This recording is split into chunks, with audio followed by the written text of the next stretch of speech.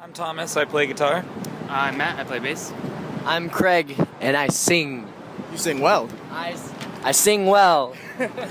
All right, cool. So I'm gonna ask a few intro questions, get to know you guys a little better. Cool. So, I've listened to you guys for some time, but I never knew this. Where'd you guys get your name from? What's like the background on that? Killer Clowns from Outer Space. It's this really cheesy horror movie, and Craig and I used to watch it all the time, and we were playing this talent show acoustically.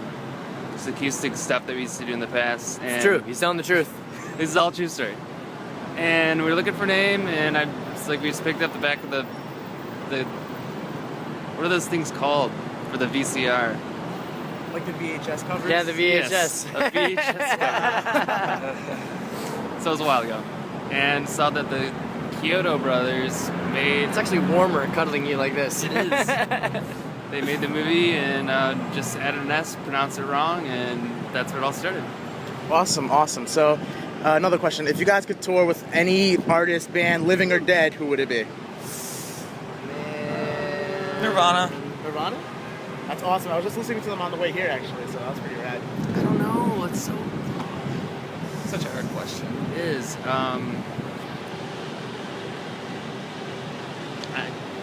Faith No More. Faith No More? That's a good one. Okay. So, how old were you guys when you decided you wanted to start this band? Well, this is our first band. Yeah. Really. We went through a couple of name changes in like a year span.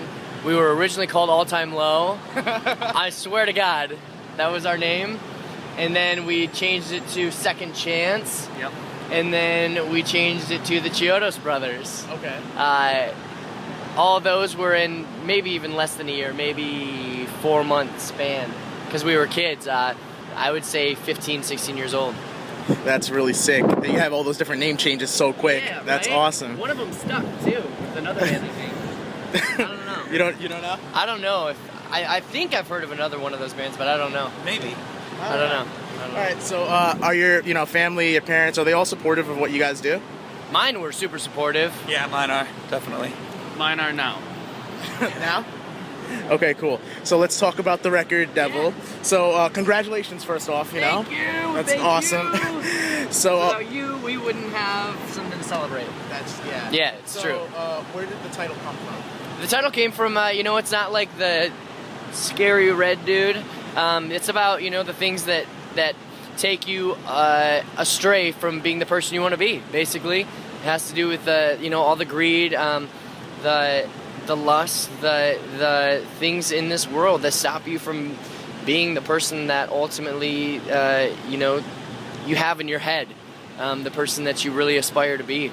And I spent a lot of time fixing myself and just doing a lot of work on myself over the past couple years, and these are all lessons that I learned throughout that process. That's awesome. Do you guys have anything to add to that?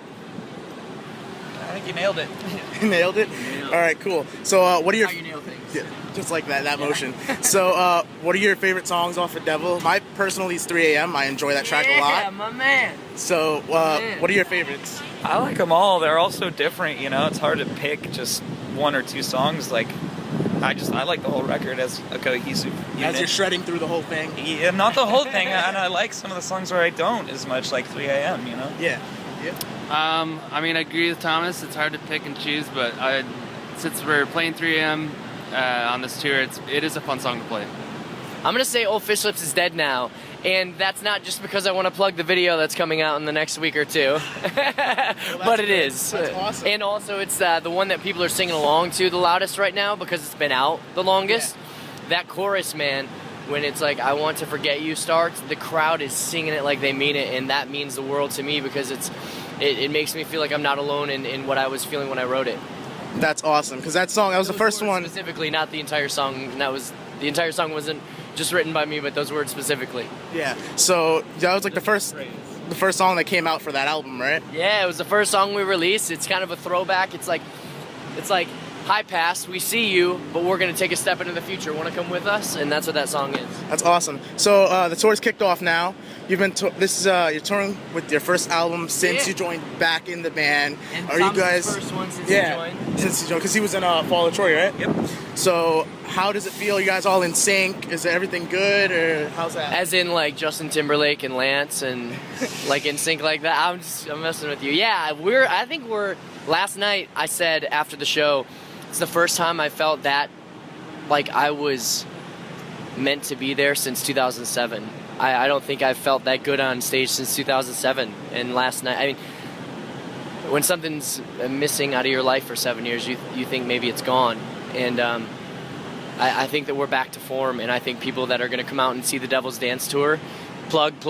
I think that they're going to, realize that, we are that band. And hopefully the new generations will see what drove out all the other people to check us out, and the reason why they're still coming back to see us after 7 years, You guys have anything to add to that?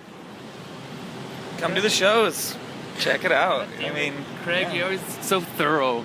I don't have anything to add to it. I will add something to that. Matt gave me this piece of gum that I'm going to try on camera for the first time. Is that Sour Patch gum? He's on the tip. don't swallow it. I'm scared. I wanted to swallow it. That's what she said. Are you gonna spit or swallow? It's a Sour Patch Kid. I'm just going to enjoy. All right, continue. Okay, so now I'm gonna get to like the random questions, just a bunch of. Yeah. All right, so who gets the most girl at shows? Most girls? At shows. Brad's the only single one, so Brad. Oh, so Brad? Okay, cool. So who's the biggest prankster amongst y'all? Me, Matt, or Pat. Pat's pretty good. Yeah. Tell me something that you would do.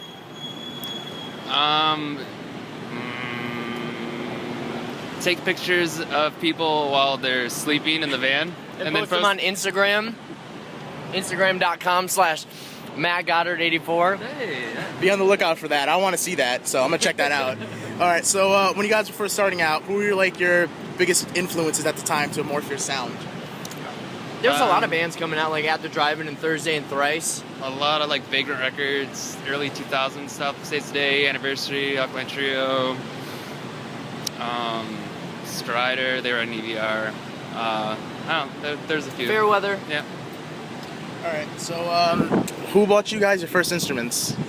My dad, my parents, bought me a drum set when I was like 5 or 6 years old. Were you shredding on the drums? Yeah. That's awesome. Thomas is a really good drummer. But my first instrument, I convinced my parents to buy me a bass when I was like 15-ish, 16, something like that, I think. I had my first guitar when I was like 14 or 15. My Aunt Sue. So all you guys had them like really young. You're the youngest out of here. Okay, so what are you guys' like biggest pet peeves, things that annoy you the most? You were excited for this one. Use your fucking turn signal. I mean, I don't like it when people fart in the van and don't say anything about it and just let everybody figure it out for themselves.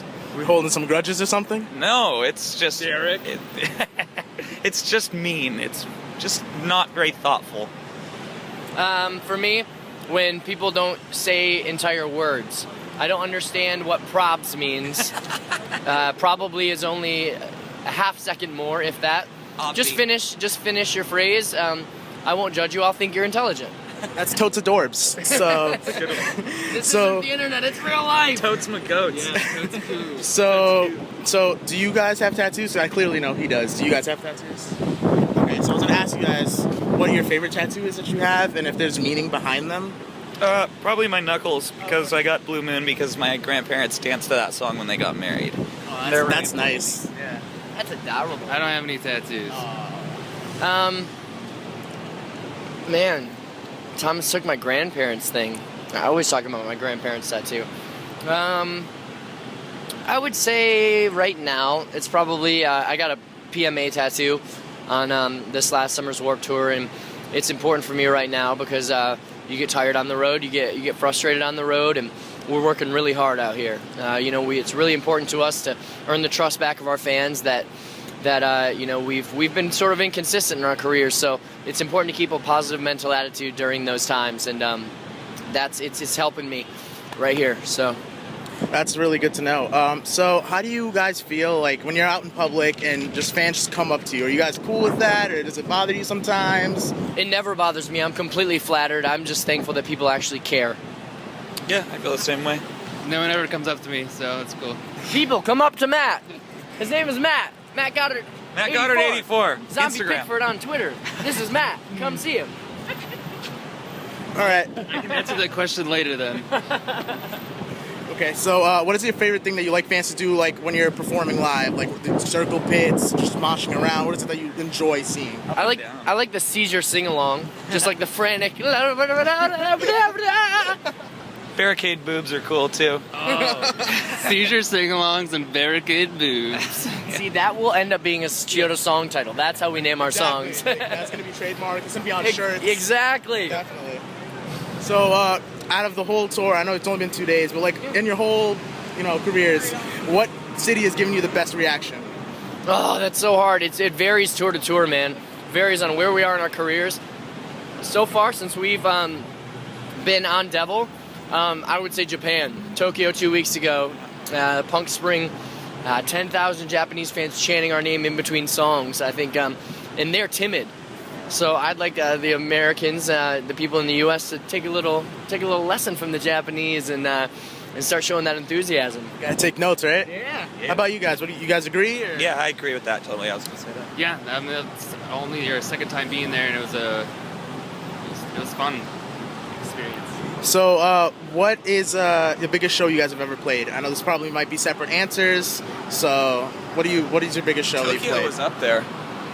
Tokyo was that was one of the biggest ones, yeah. Tokyo was up there. Download Festival is always really big in England. We did a tour with Linkin Park back in the day, sold out Madison Square Garden, sold out Staples Center, like these crazy arenas. Yeah, exactly. And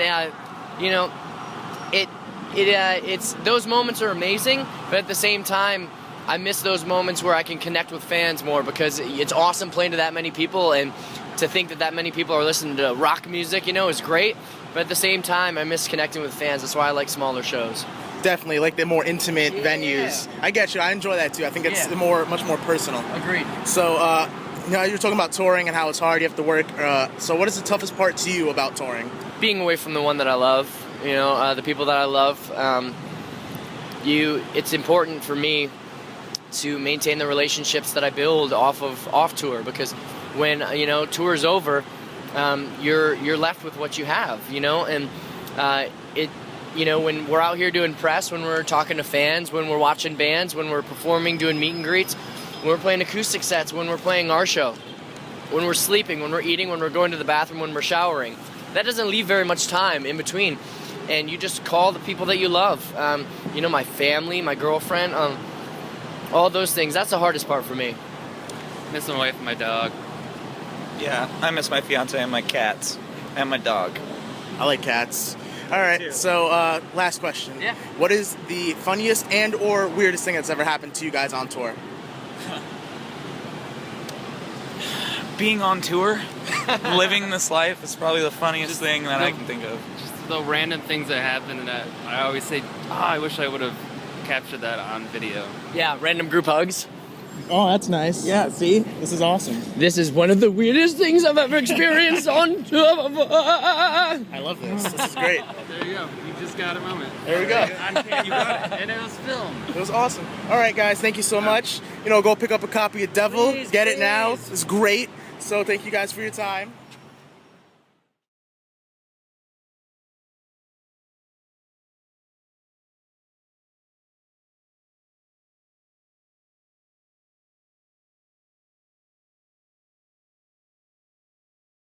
We are Chiodos, and we support WarpedTourFamily.